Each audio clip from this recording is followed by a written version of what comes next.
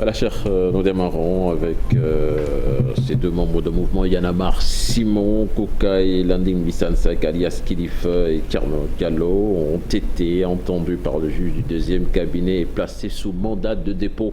Ils sont inculpés pour 10 chefs d'inculpation. Maître Abdoulaye Tall, avocat de la défense, que je vous propose d'écouter au micro de Fatou Bintou Conté et Armadouba. Il y a eu à procéder tout à l'heure à l'interrogatoire de première comparution de M. Landing Bissansek dit Kilifeu, Simon Niaga Kouka dit alias Simon et Thierno Amadou Diallo pour des faits d'association de malfaiteurs contre tous les trois, de corruption, de tentative de faux dans un document administratif et de tentative de trafic de migrants contre Kilifeu, de complicité de corruption, de complicité de tentative de faux et usage de faux dans un document administratif, ainsi que de complicité de trafic de migrants contre Thierno Amadou Diallo, ainsi que du délit de tentative de trafic de migrants et de complicité d'usage de faux contre Simon. Voilà les chefs d'inculpation retenus par le juge du deuxième cabinet contre les trois que je viens de citer. Je dis qu'ils ont été placés sous mandat de dépôt tous les trois, le temps que l'enquête puisse se poursuivre. Également, dans les prochains jours, tous les trois seront extraits de la prison, entendus à nouveau dans le fond de l'affaire et voir effectivement quels sont les degrés d'implication et permettre du côté de la défense de pouvoir analyser un autre système de défense pour pouvoir les faire sortir de prison. Puis retenez que Y en a marre fera face à la presse ce jeudi à son siège aux Parcelles Assainies ce jeudi matin. Échauffourée à Dias, 14 personnes interpellées, dont l'imam de Sakirak. Ils sont actuellement à la brigade de la gendarmerie de Dias. Des habitants dénoncent l'accaparement de leurs terres. Une information de notre correspondant à Mbour, Abdourahmane Diallo. À Ribo-Escale, c'est dans le département de Koungheul. Les populations accusent le maire Yaya Sow de détournement d'importantes sommes d'argent, puisque depuis 2014, un budget de 90 millions est voté chaque année sans réalisation, disent ses habitants.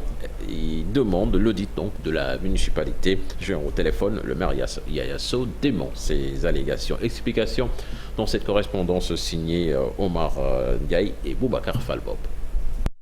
Qui a accusé le maire de Ribo-Escale de malversation lui reproche d'avoir fait un détournement d'objectifs sur les 90 millions votés chaque année comme budget de la commune, et c'est depuis 2014. On a constaté vraiment des détournements d'objectifs sur le budget, sur la gestion du budget. C'est ce qui fait aujourd'hui que nous nous sommes rassemblés aussi pour déplorer ça. Rien n'est fait, rien, il n'y a aucune réalisation. Tout ce qui est réalisé là, ce sont des réalisations de l'État. Parce que c'est l'eau, les forages, ça c'est l'État. C'est l'électricité, c'est l'État. Oui, on demande un audit, vraiment.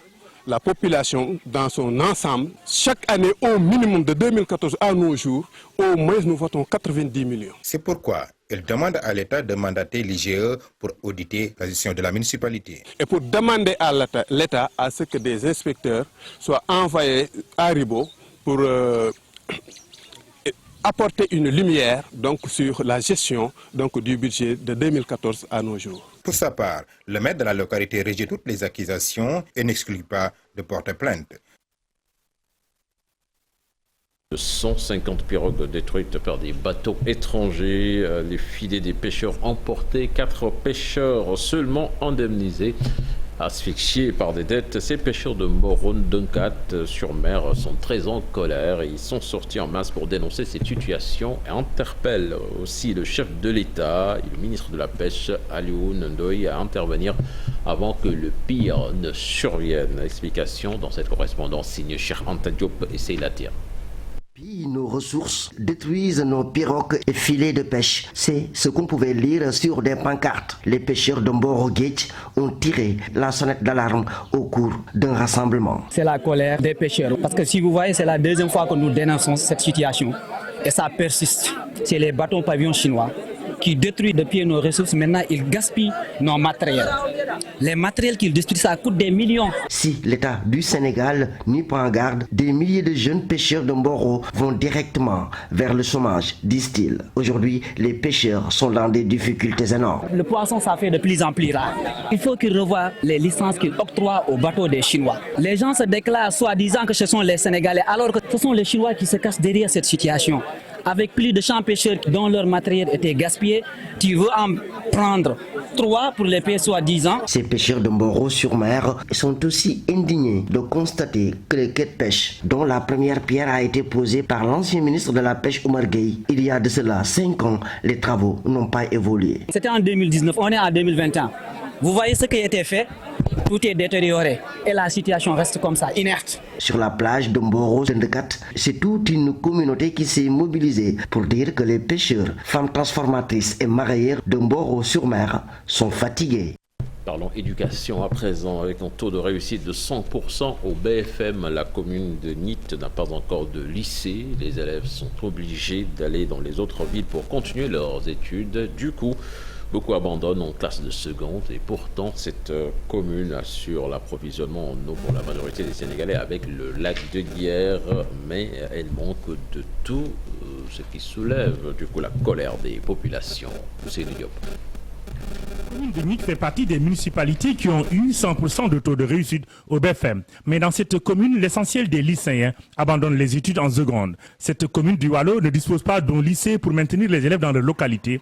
Les populations veulent mettre fin à ce problème. Nous sommes obligés de surcharger les familles d'accueil qui ne se dotent même pas de moyens financiers pour nous prendre en charge. Nous réclamons un lycée pour contrer l'échec généralement favorisé par ces situations précaires. Cette année, avec la réussite de tous les 114 candidats au BFM, les professeurs réclament la construction immédiate d'un lycée dans cette commune qui assure l'approvisionnement en eau à des millions de Sénégalais. Nous revendiquons la construction d'un lycée dans cette commune dans les plus brefs délais. Nous demandons à son Excellence, M. Macky Sall, d'aider ces braves élèves à poursuivre leurs études CESE. Pour les parents d'élèves, Nit doit se développer et il faut donc résoudre le problème. Ils ont lancé un message fort aux autorités du pays pour qu'elles viennent en aide à cette commune du Waalo. Nous rencontrons beaucoup de difficultés dans les régions Dakar, Thiès, Saint-Louis, un peu partout au Sénégal. Faute, manque de lycée. Maintenant, nous avons des problèmes d'hébergement en ville, problèmes de transport. Après cette mobilisation, les populations de Nit ont promis de remettre ça d'ici quelques jours si rien n'est fait. Elles ont invité les autorités éducatives à faire de leur doléance une priorité.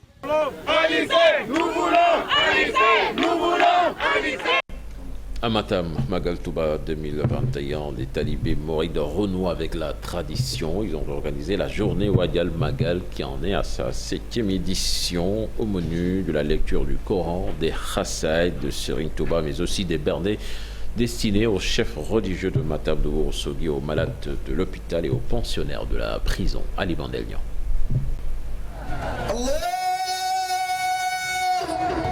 À la veille du Grand Magal de Touba, les préparatifs vont bon train dans la région de Matam. À Ourossogui, ville qui accueille le plus grand nombre de talibés, en majorité des commerçants, la tradition a été respectée. Les différents daïras ont organisé la journée Wadial Magal. De grands moments de recueillement rythmés par la lecture du Saint-Coran et des Khassaïd de Serigne Touba. Comme d'habitude, comme l'accoutumée, c'est le courriel du Safar au marché. À chaque veille du Magal, nous organisons des bernets au niveau du marché pour satisfaire la population. On a une association de courriel 18 Safar. Chaque année, donc, chaque année, voilà notre 7e édition au niveau du marché. C'est un courriel qui compose les disciplines du mouride et également toutes les religions confondues au niveau de Ourossogui. Absolument, c'est une invitation de tous les courriels. C'est-à-dire qu'il y a des courriels ici au niveau de Ourossogui et au niveau même de la région de Matam. Et que nous invitons tous les courriels qui sont dans la région. C'est une préparation pour le Grand Magal qui aura lieu le 25. Cette journée, qui est à sa 7e édition, a connu un franc succès. Entre Mouride et Tidjane, la bonne cohabitation a tout simplement été magnifiée. Et à partir de cette date, les daïras et autres kourels se concentrent désormais sur les caravanes vers la ville sainte de Touba.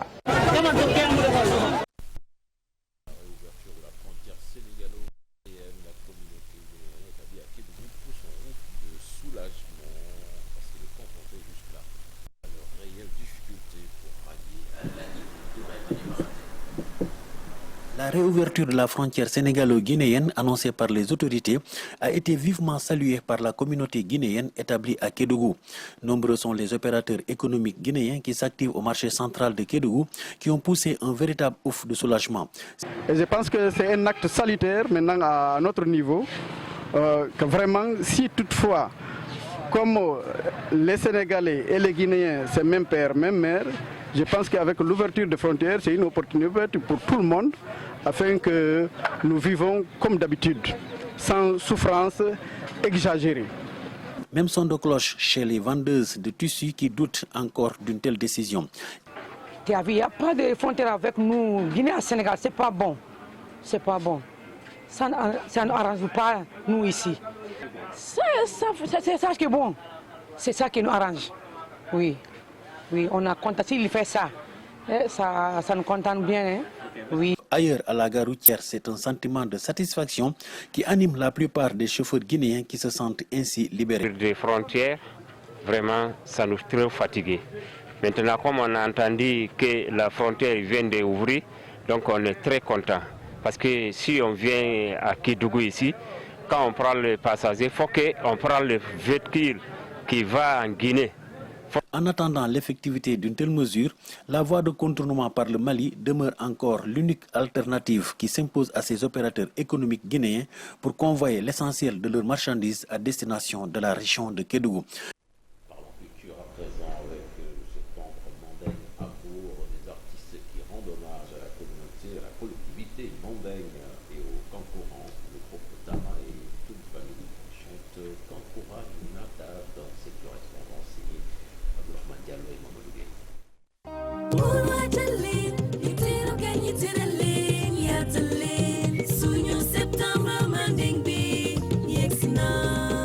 Kankourang Nata, c'est le titre de la chanson du groupe Tamadumbour. Mamiko souligne les retrouvailles notées durant cette période. On voit que septembre, c'est une sorte de retrouvailles.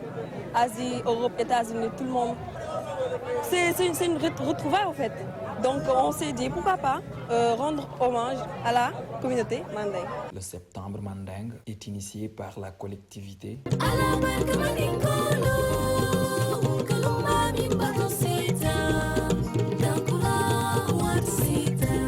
Nicole, l'une des artistes, ajoute que ce morceau rend aussi hommage à la collectivité mandingue. Le concours, c'est un art, c'est une culture et c'est un honneur pour les Mourois. Donc il fallait faire une chanson pour mettre à l'honneur le concours. On est allé voir les anciens, et on a discuté, on s'est renseigné et voilà, on a créé cette chanson pour mettre à l'honneur le concours. La percussion de Kankourang Nata est assurée par Tom Family, le tambour-major mbourois.